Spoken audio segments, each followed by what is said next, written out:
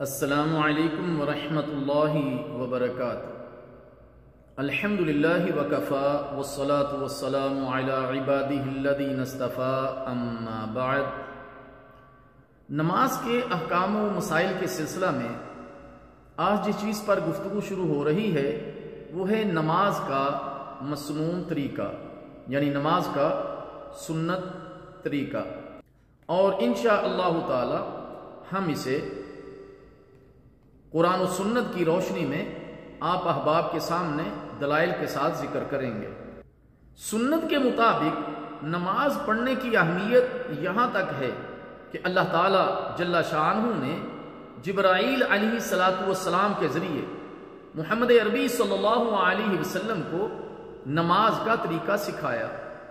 صحیح بخاری کتاب مواقیت الصلاۃ حدیث کا نمبر 521۔ اور اس طریقے پر نماز ادا کرنا فرض ہے۔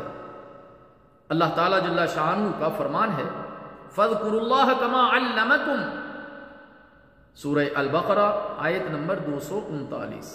نماز اس طرح پڑھو جس طرح اللہ تعالیٰ نے تمہیں سکھائی ہے۔ اور اگر کوئی کہے کہ یہاں تو ذکر کی بات چل رہی ہے تو نماز بھی ایک ذکر ہے۔ پوری نماز میں اللہ ہی کا تو ذکر کیا جاتا ہے، اس لیے نماز کو ذکر بھی کہا گیا ہے۔ اور نبی مکرم صلی اللہ علیہ وسلم نے فرمایا صلو کما رأیتمونی اصلی، صحیح بخاری، نماز اس طرح پڑھو جس طرح تم مجھے پڑھتے دیکھتے ہو۔ اور نبی مکرم صلی اللہ علیہ وسلم نے ایک شخص کو دیکھا کہ وہ نماز میں رکوع سجود وغیرہ صحیح طرح ادا نہیں کر رہا تھا، تو پیارے نبی صلی اللہ علیہ وسلم نے فرمایا ارجع فصلی فإنک لم تصلی، صحیح بخاری، جاؤ دوبارہ نماز پڑھو اس لیے کہ تم نے نماز پڑھی ہی نہیں۔ سیدنا حذیفہ بن یمان رضی اللہ تعالی عنہ نے ایک شخص کو نماز پڑھتے دیکھا جس کے رکوع و سجود مکمل نہیں تھے، تو آپ نے اس سے پوچھا تو کب سے ایسی نماز ادا کر رہا ہے؟ اس نے جواب دیا 40 سال سے۔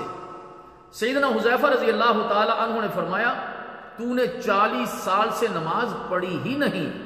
اللہ اکبر، اگر تو ایسی ہی نماز پڑھتے مر گیا تو تیری موت اس سنت پر نہیں ہوگی جس پر اللہ تعالی نے محمد صلی اللہ علیہ وسلم کو پیدا کیا۔ صحیح بخاری۔ نبی مکرم صلی اللہ علیہ وسلم نے فرمایا قیامت کے دن سب سے پہلے نماز کا حساب لیا جائے گا۔ جس کی نماز درست یعنی میرے طریقے سنت کے مطابق ہوئی وہ کامیاب و کامران ہو گیا، اور جس نے نماز بگاڑ دی یعنی میرے طریقے پر اس کو ادا نہ کیا وہ ناکام و نامراد ہو گیا۔ سنن ترمذی۔ انشاءاللہ اگلی مجلس میں تکبیر تحریمہ سے نماز کی ابتدا کریں گے۔ اللہ تعالیٰ جل شانہ سے دعا ہے کہ اللہ تعالیٰ ہمیں سمجھنے اور عمل کرنے کی توفیق عطا فرمائے۔